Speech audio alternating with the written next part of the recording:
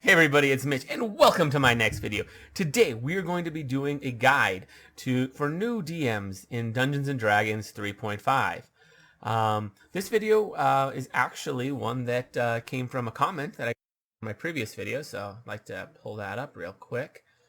So as you can see here, Jacob Chinosky, I think is how you pronounce it. Sorry if I'm butchering your name, by the way. He said, "Hi Mitch, have you considered making a future video with advices for fresh 3.5 dungeon masters?" So yes, that's what I'm doing right now. What should I prepare? What rules should I mark for quick reference? And what to write down about my players' characters. Yes, I will absolutely talk about all of that in this video. Of course, I replied to him. I said, yeah, that sounds like a great idea. To be honest, though, this will vary a lot from DM to DM. It absolutely will, but I can certainly talk about the different philosophies about prep and all that. So I'm going to talk about all that too.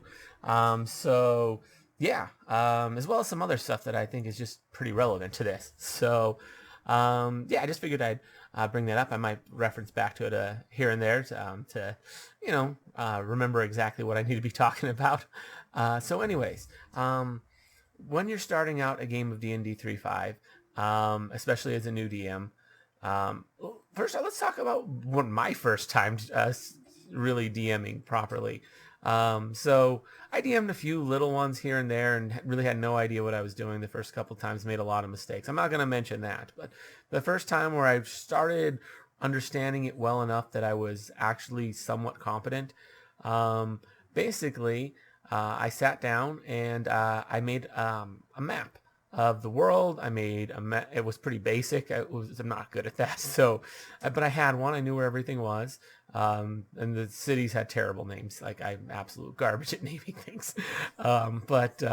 Anyways, so I made the map of the world. They were starting in one of the cities. So I made a little bit of a map of that town. I kind of laid out, what was happening in that town, like how the players were going to start the quest. I laid out that kind of stuff, just really, really basic, like, gave myself a nice outline. I didn't know what my players were going to do, but I knew that they were going to start here, so I, prepared this area where they were the stuff like where they were going to start at, and kind of some stuff around it just in case they went to explore, which I figured they probably would. So I'm like, all right, well, what is there to explore? Let's have some sort of base understanding, so when they start asking questions, I can be somewhat prepared.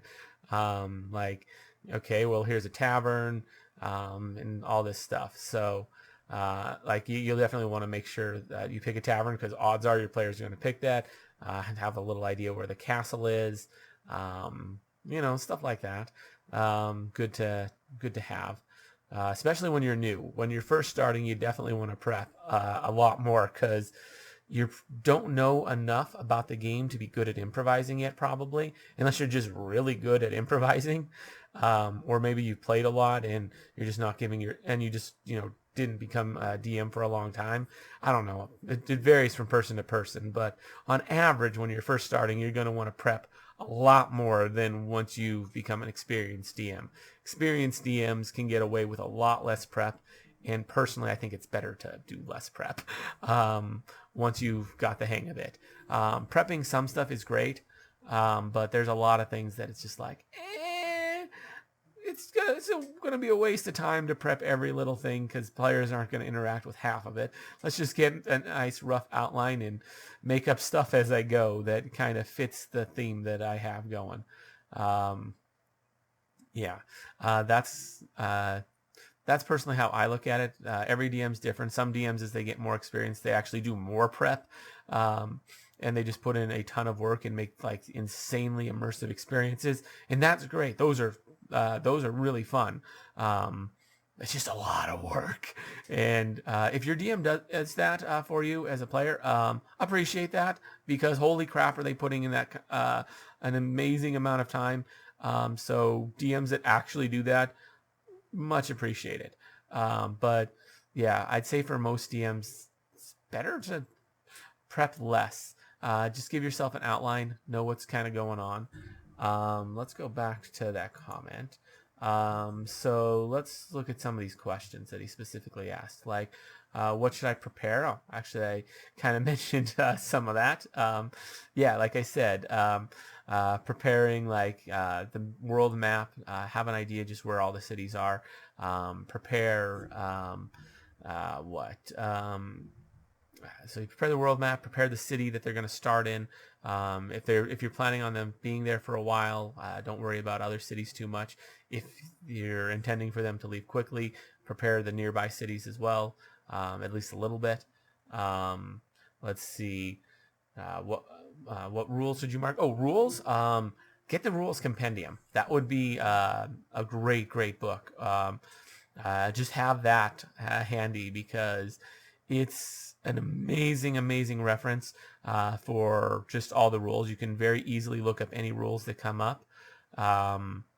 Yeah, that one's just a great one. It's hard to say which rules to mark. It really varies a lot based on your players and what they happen to be doing. Honestly, the ones that come up a lot that you need to know are ones you really need to memorize. At least eventually. Maybe at first you're not going to have it, but they're ones that you're going to memorize real fast because they're going to come up a lot. Chapter 9 of the Player's Handbook was one that I used a lot when I was referencing because it's packed with a decent amount of info like carrying capacity, which is pretty important to know how much people can lift, especially if you're actually especially if you're new and you want to actually make sure your players aren't breaking those things and actually enforcing these rules. It really depends a lot on a lot of things. Oh, and overland movement. Overland movement is in there too, and that one's really big. Knowing how far your party can travel in a day, especially if your party's doing a lot of traveling from like city to city, that can be really handy. If you're sticking in one city, getting the Cityscape, pretty good book for that one. I haven't looked at it a ton myself. I own the book and I have looked at it, but like I haven't really given it a deep dive yet. I will definitely, and you can probably expect some videos on that at some point. But uh, anyways, yeah. Let's see that mark for quick reference and what to write down about my players' characters. Okay, so what to write down about your players' characters. That one's actually fairly simple, straightforward. First off, anything that you find interesting. If you look at your player's character and you're like, that seems important, I should try and remember that. Write it down or remember if you're good enough. But yeah, make a note of anything that you find important. Also, and this one's really important, if your player is talking to you about their character and they seem excited about a particular aspect about their character, write that down because that's something your player cares about with their character. That is an important aspect to that player, and the player would really appreciate it if you included that somehow in the game. Like if that came up somehow, like, are they super tall? Oh, well, maybe there's short doorways and you mentioned that they have to duck in order to go through a doorway. They might appreciate that level of detail if they're getting really excited about how tall their character is, or if they're excited about how short they are. Like talk about how they're easily missed in a crowd, and can talk whatever it happens to be. If a character, I don't know why I'm talking about height so much, but anyways, whatever your character happens to get excited and tell you about, whatever aspect it happens to be, that's what you should be writing down because they are going to appreciate you including that, however you end up including it. As long as you do it right. If like you butcher it and like you destroy their vision, they might be mad. So like make sure you get that right. But they'll definitely appreciate it, and they might get upset if they're this aspect of their character is really important to them, and then they like you do something that assumes that their character has a different aspect than that. They might like, no, my character's this. And it's best to avoid those situations. So yeah, if your character, well, not your character, if your player is excited about something, write that down. Other than that, things that are pretty important, things like race. I mean, race is something that's very obvious just by looking at somebody, and it can definitely affect the way people interact with things. It can various different. If you're exotic enough of a race, it can affect all sorts of other things. Like if you happen to have like a plant subtype, then well, certain things aren't going to work on you. Or yeah, if you're just the base races from the player's handbook, you don't have too much to worry about with that. But even then, it's going to affect people's attitudes toward you. Towards you, like people tend not to like half orcs that much. Dwarves and elves don't get along very well, although they both really hate half orcs and orcs. So they will get along to so they will definitely team up to take down the orcs. Humans, fairly indifferent, basic, nothing too crazy with them.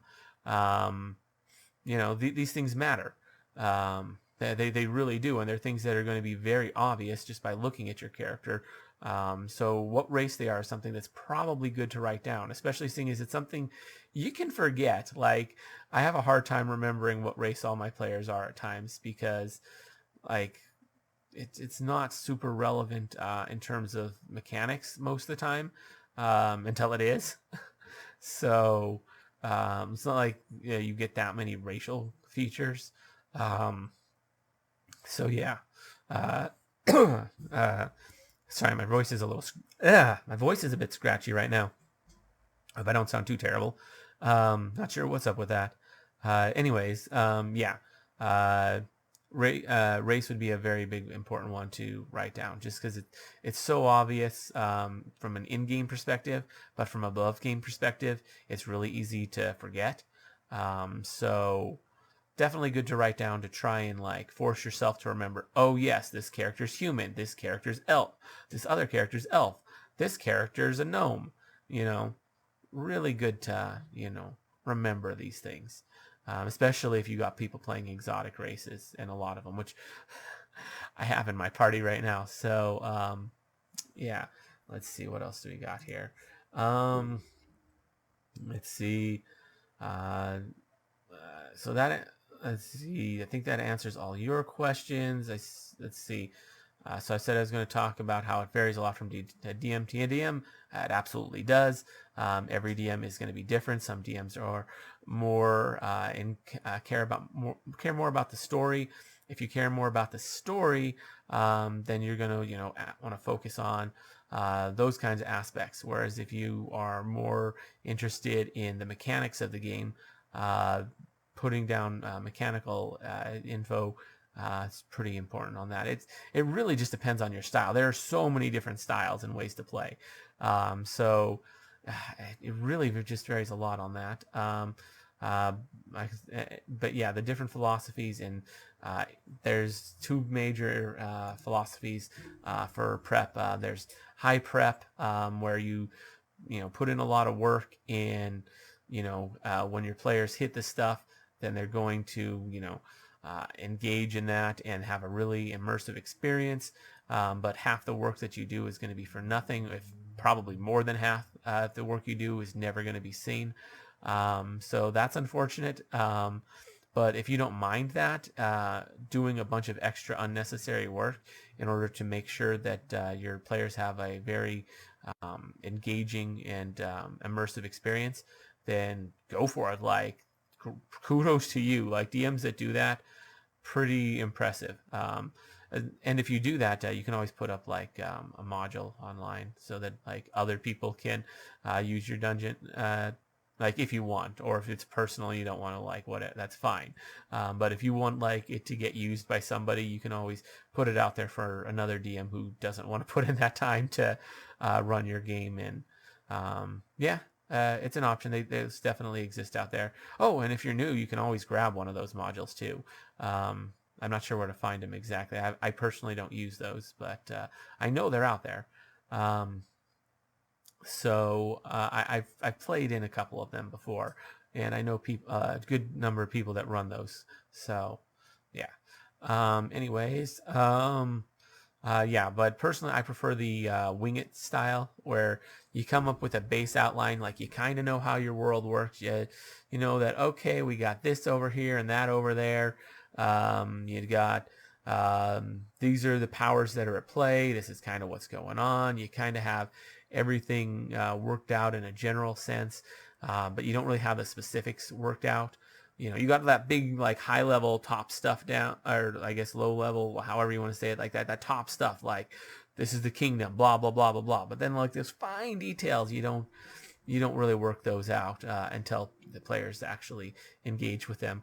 You just keep a really broad, basic overview, and by doing that, you can it helps keep the world consistent.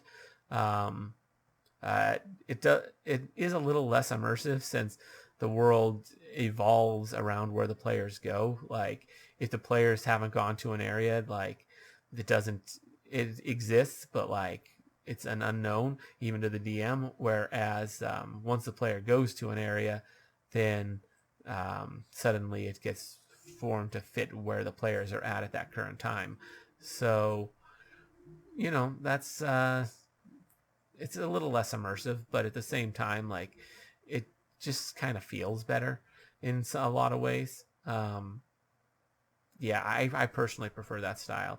Now, a really good DM who's better than me will actually be able to, like, make it still feel like the rest of the world is built, even though it's not, and they're completely improvising and pulling up everything on the spot. A really good DM will be able to improvise on the spot quickly and without letting you know that they're doing it. Um, you know, I've seen that done. I'm not great at it. Like, I'm fairly good at being quick about it, but I tell my players that I'm doing it, so, like, above game they know that it's not, and it's not as immersive. So that's something I could probably work on personally. But hey, everyone's got their flaws. No one's expected to be perfect. My players keep showing back up, so clearly they're enjoying it, and that's the important thing. That's the thing that you really need to really remember as a starting DM, is it's all about making sure your players have fun. Actually, now that I think about it, the Dungeons Master's Guide 2 would actually be a pretty good read. There's a lot of info in there about starting as a starting DM. I actually just realized that literally just now as I'm recording this, and 17, almost 18 minutes into the video. But yeah, the Dungeon Master's Guide 2, great reference for starting DMs. So definitely give that a read. And keep that rules compendium handy for while you're playing, because that book is a lifesaver for DMs, especially when you're starting out. It's got all the rules. They're organized in a way that's pretty easy to understand and follow. Like, the player's handbook is not very good about organizing the rules in a way that they can easily be found. So the rules compendium is much better for that. So yeah, rules compendium, keep that handy. Maybe give the DMG2 a read. So yeah, that's mostly all I have to say. Hopefully that answered your question. And hopefully you appreciate the video. Anyways, if you enjoyed the video, you or anyone else watching, so yeah, Jacob. Jacob, and I'm not sure if this is for more than just Jacob, but yeah, if you enjoyed the video, give it a like. Maybe subscribe to the channel if you haven't already done so. I suspect Jacob already has, but I could be wrong. Ring that notification bell so you never miss out on a video. Because I do a ton of D&D 3.5 stuff. But anyways, as always, I'm Mitch. I'll be seeing you